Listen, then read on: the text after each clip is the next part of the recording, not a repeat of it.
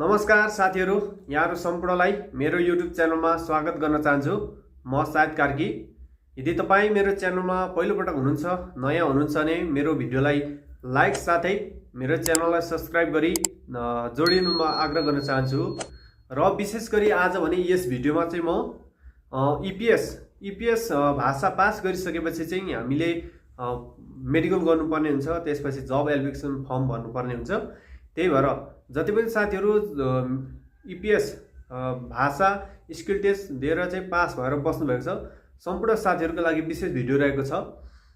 र हाम्रो चाहिँ मेडिकलमा चाहिँ के रोगहरू चेक हुन्छ र मेडिकलको रिपोर्ट चाहिँ कस्तो हुन्छ भन्ने विषयमा पनि म तपाईँहरूलाई मेरो मेडिकल रिपोर्टको केही कुराहरू तपाईँहरूलाई म देखाउने छु। मेरो रिपोर्ट र के चेक हुँदो रहेछ भने त्यही सबैलाई देखाउँछु।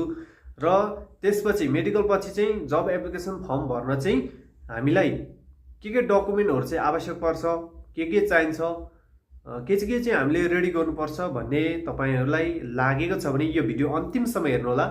तपाईँहरूलाई म सम्पूर्ण मेरो जानकारीहरू, मैले गरेका केही डकुमेन्टहरू, मैले रेडी गरेका डकुमेन्टहरू तपाईँहरूलाई देखाएर तपाईँहरूलाई केही सहुलियत हुन्छ कि भन्ने उद्देश्यले लिएर आएको छु।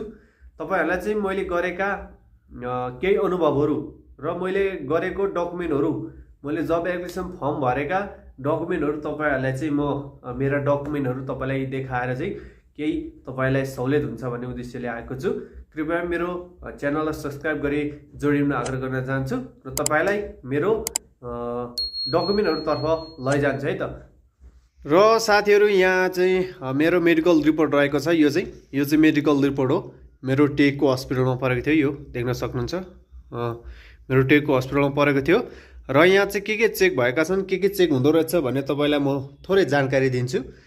र यहाँ चाहिँ अब सबैभन्दा पहिला हामीले हेर्नु पर्यो भनेको फिजिकल एन्ड मेन्टली फिट भन्ने कुरा चाहिँ सबैभन्दा, त्यति भएपछि हामी सबै कुरामा फिट भयौँ भन्ने बुझिन्छ। र यहाँ चाहिँ हाम्रो चाहिँ अब हाइट नापिन्छ, वेट नापिन्छ, हाइट अनुसार वेट पनि हुनुपर्छ भन्छ। र ब्लड प्रेसर नर्मलमा चाहिँ 120 राखिदिएको छ मेरो। र कलर भिजन नर्मल राखिदिएको छ, लेफ्टको 6.6 र राइटको 6.6 त्यति राखेछ। र त्यसपछि भनेको हाम्रो युरिन चेक हुन्छ, युरिन, त्यसपछि ब्लड, अब एक्सरे भइहाल्यो होइन। र हाम्रो मेन भनेको चाहिँ, हाम्रो मेन हेर्ने भनेकै हामीले फिजिकल एन्ड मेन्टली फिट भनेर हामीलाई यहाँ तल यसरी लेखिदिएको हुन्छ। हामीलाई यस्तै लेखेर साइन गरेर दिइसकेपछि हामी चाहिँ सबै कुरामा फिट भयौँ भन्ने बुझिन्छ। र यसरी चाहिँ हाम्रो रिपोर्ट चाहिँ यस्तो हुन्छ। ब्लड टाइप, तपाईँको कुन ब्लड हुन्छ त्यो सबै हुन्छ होइन। र यति भइसकेपछि अब जब एप्लिकेसन फर्म भर्नको लागि चाहिँ हामीलाई के डकुमेन्टहरू चाहिन्छ भन्ने विषयमा तपाईँलाई म देखाउँछु है। मैले जब एप्लिकेसन फर्म भरेका डकुमेन्टहरू यहाँ म तपाईँलाई सो गर्छु। र मेन के चाहिँ डकुमेन्टहरू चाहिँ मलाई चाहिएको थियो, के चाहिँ मैले रेडी गरेको थिएँ भन्ने विषयमा। र मेन भनेको चाहिँ हाम्रो अब पासपोर्ट भइहाल्यो होइन। हाम्रो पासपोर्ट चाहिँ अब यसरी हामीले स्क्यान गर्छन्। मैले चाहिँ साइबरमै गएर भरेको थिएँ होइन, साइबरमा दिनुपर्छ। र यसरी चाहिँ तपाईँको पासपोर्ट चाहिँ यो यस्तो तरिकाले स्क्यान गरिन्छ। त्यसपछि अब मेडिकल रिपोर्ट भइहाल्यो। यो मेडिकल रिपोर्ट पनि स्क्यान गरेर लाउनुहुन्छ, यो मेडिकल रिपोर्ट। र तपाईँहरूले मेडिकल गर्नुभन्दा अगाडि नै चाहिँ हामीले पुलिस रिपोर्ट चाहिँ अनिवार्य बनाइराख्नुपर्छ। हाम्रो पुलिस रिपोर्ट एकचोटि बनाएपछि हाम्रो 3 महिनाको भ्यालिडिटी हुन्छ। र एकचोटि बनाएपछि हामीले 3 महिनासम्म हाम्रो पुलिस रिपोर्टले काम गर्छ। र तपाईँहरूले मेडिकल गर्नुभन्दा अगाडि चाहिँ यो पुलिस रिपोर्ट चाहिँ अनिवार्य बनाउनु होला। र हामीलाई जब एप्लिकेसन फर्म भर्नको लागि यो पुलिस रिपोर्ट पनि चाहियो। र पुलिस रिपोर्ट पछि चाहिँ हामीलाई इपिएस, हामीले चाहिँ त्यो एक्जाम गर्न जाँदाखेरि चेक भनेर यो स्ट्याम्प गरेको यो हामीलाई चाहिन्छ। यो इपिएस आइडी यो पनि स्क्यान गरेर लगाउनुहुन्छ। र त्यसपछि भनेको तपाईँलाई चाहिँ अब तपाईँको चाहिँ ब्याङ्क भाउचर, तपाईँले क वर्गमा खोलिएको ब्याङ्क भाउचर चाहिँ तपाईँको हुनु पऱ्यो, त्यो पनि हाम्रो स्क्यान गरेर लगाउनुहुन्छ। र यो चाहिँ तपाईँको ब्याङ्क भाउचर, यो चाहिँ हाम्रो ब्याङ्क भाउचर हो। मैले चाहिँ यो लगाएको थिएँ, तपाईँको एउटा स्लिप झिकेर चाहिँ स्क्यान गरेर लगाइन्छ। र यति गरिसकेपछि तपाईँको जब एप्लिकेसन फर्म भर्नुको लागि यति भयो। र अनलाइन पेमेन्ट गरेको हाम्रो चाहिँ यहाँ चाहिँ अब $5 भनेर तोके हुन्छ। यहाँ चाहिँ अब नेपालीमा 673 र टोटल चाहिँ मैले साइबरलाई र फोटो खिचेको हामीलाई 2 प्रति पासपोर्ट साइजको फोटो पनि चाहिन्छ हैन। र त्यसो गर्दाखेरि मैले टोटल साइबरमा चाहिँ मैले 1100 बुझाएको थिएँ। हाम्रो यो चाहिँ अब अनलाइन पेमेन्ट गरेको यो इस्युबाट बुझाएको थियो, यो भाउचर भइहाल्यो। र मेडिकल गर्नको लागि चाहिँ हामीलाई कति पैसा चाहिन्छ भन्ने कुरा तपाईलाई यदि थाहा छैन भने यो हाम्रो चाहिँ अब मेडिकल हाम्रो चाहिँ यस्तो हुन्छ। सुरुमा चाहिँ मेडिकल गर्न जाँदाखेरि सुरुमा हामीले लाइन बसेर चाहिँ हामीले टिकट दिनुपर्ने हुन्छ। यहाँ देख्न सक्नुहुन्छ 7300 यो चाहिँ टेको हस्पिटलको हो। टेको हस्पिटलको यो चाहिँ हामीले 3 दिनपछि रिपोर्ट लिन जाँदा यही लिएर जानुपर्छ। यो चाहिँ नहराइराख्नु होला, यो तपाईँको नम्बर हो। यदि भइसकेपछि तपाईँले यो चाहिँ नहराइकन लिएर जानुपर्ने हुन्छ। यही अनुसार नै तपाईँहरूको मेडिकल रिपोर्ट दिने गर्नुहुन्छ। तपाईँले चाहिँ 7300 को हामीले चाहिँ भाउचर लिनुपर्ने हुन्छ र त्यसपछि हाम्रो मेडिकल हुन्छ। तपाईँले चाहिँ मेडिकल गर्न जाँदा पासपोर्ट साइजको फोटो रङ्गीन फोटो मागेको थियो हामीले चाहिँ। पासपोर्ट साइजको फोटो रङ्गीन 1 प्रति लिएर जानु होला र इपिएस आइडी इपिएस एडमिट कार्डको फोटो तपाईलाई म यहाँ देखाउँछु। इपिएस एडमिट कार्डको फोटो रङ्गीन 1 प्रति लिएर जानु होला र पासपोर्ट साइजको फोटो हामीलाई 2 प्रति। यसरी चाहिँ एउटा यहाँ हामीलाई टाँसेर दिएको हुन्छ र अर्को चाहिँ उहाँहरूले टाँसेर उहाँहरूको फाइलमा राख्नुहुन्छ। त्यही भएर दुईटा हामीलाई रङ्गीन हामीलाई 2 प्रति पासपोर्ट साइजको फोटो पनि चाहिन्छ। र जब एप्लिकेसन फर्म गर्नुको लागि चाहिँ हामीलाई यति नै हो चाहिने डकुमेन्ट।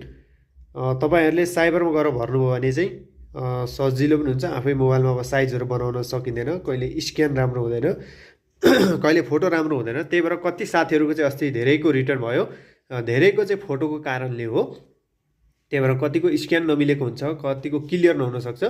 त्यही भएर साइबरमा गएर भर्यो भने ढुक्क पनि हुन्छ एक त हामीलाई हैन। मैले चाहिँ साइबरमै गएर भरेको, मेरो रिटर्न पनि भएन, एकदमै राम्रै भयो, सेन्ड भएर अहिले एप्रुभ भइसक्यो। त्यही भएर हामीलाई यो पासपोर्ट चाहिन्छ।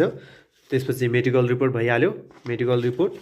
अनि हामीलाई भनेको पुलिस रिपोर्टको पनि स्क्यान गरेर राख्नुपर्ने हुन्छ र इपिएस एडमिट कार्ड यो पनि हामीलाई स्क्यान गरेर लाउनु पर्ने हुन्छ। र तपाईको मेन भनेको ब्याङ्क एकाउन्टको क वर्गको भाउचर। तपाईले यदि खाता खोल्नु भएको छ भने खाता खोलेर एकदमै यस्तो एउटा चेक चाहिँ बनाएर राख्नु होला। मैले एनआइएमबी नेपाल इन्भेस्टमेन्ट मेगा ब्याङ्कमा चाहिँ मैले खाता खोलेर चाहिँ मेरो यही चेक चाहिँ स्क्यान गरेर लगाएको थिएँ।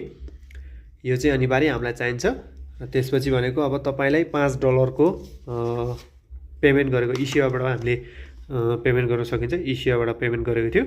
त्यही भएर मैले टोटल फोटो खिचेको, स्क्यान गरेको र इपिएस को यो 673 यो पैसा टोटल गरेर मैले साइबरमा चाहिँ 1100 बुझाएको थिएँ। त्यही भएर हामीलाई सजिलो हुन्छ। तपाईहरु आफ्नै गर्न सक्नुहुन्छ। तपाईहरुले आफै चाहिँ भर्न सक्नुहुन्छ, स्क्यान गरेर राख्न सक्नुहुन्छ, डकुमेन्ट मिलाउन सक्नुहुन्छ अनि तपाई आफै गर्न सक्नुभयो। यदि तपाईले सम्भव छैन, गर्न सक्दिन जस्तो लाग्छ साइबरमा गएर गर्नु होला। हामीले चाहिँ चाबेलमा रहेको साइबरमा गरेको थियौं। त्यही भएर हामीलाई अलिक सहज भयो। त्यही भएर तपाईहरुले ढुक्क भएर चाहिँ आफ्नो डकुमेन्टहरु चाहिँ रेडी गरेर राख्नु होला। र सबैभन्दा मेन कुरा भनेको डकुमेन्ट क्लियर, एकदम क्लियरसँग राख्नु होला र फोटो एकदम क्लियर, ब्याकग्राउन्ड चाहिँ व्हाइट भएको र तपाईले चाहिँ टी-शर्टहरु चाहिँ व्हाइट नलगाएको, कालो नीलो त्यस्तो केही लगाउनु होला र एकदम फोटो चाहिँ क्लियर हाल्नु होला। त्यति भइसकेपछि तपाईको पछि रिटर्न आउँछ भन्ने डर हुँदैन। किनकि धेरै साथीहरुको चाहिँ अस्ति फोटोको कारण चाहिँ धेरैको रिटर्न आएको थियो सेकेन्ड शिफ्टको। त्यही भएर कतिको अझै एप्रुभ हुन बाँकी नै छ। त्यही भएर तपाईहरुले चाहिँ डकुमेन्ट मेन कुरा तपाईले त्यो साइबरमा भर्दाखेरि चाहिँ मेन त्यही बसेर हेर्नु होला। तपाईको नम्बर एउटै नराख्नु होला।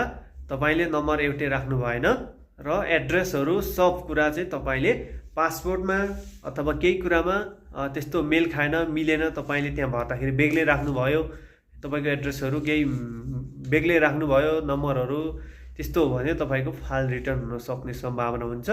त्यही भएर तपाईँहरूले एकदम त्यो कुरा चाहिँ ख्याल गरेर भर्नुहोला। र सम्पूर्ण साथीहरूलाई चाहिँ मेरो भिडियो यहाँसम्म हेरिदिनु भएकोमा तपाईँहरू सम्पूर्ण धेरै धेरै धन्यवाद। र आउने दिनहरूमा यस्तै मैले गरेको डकुमेन्टहरू अथवा जानेको बुझेको तपाईँहरूमा सेयर गर्दाखेरि तपाईँलाई केही सहज हुन्छ भन्ने लाग्छ भने मेरो च्यानललाई सब्सक्राइब गरी बेल आइकन दबाएर राखिदिनु ल, किनभने सबैभन्दा पहिला नोटिफिकेसन तपाईँको मोबाइलमा आउँछ र तपाईँले सबैभन्दा पहिला भिडियो हेर्न सक्नुहुन्छ।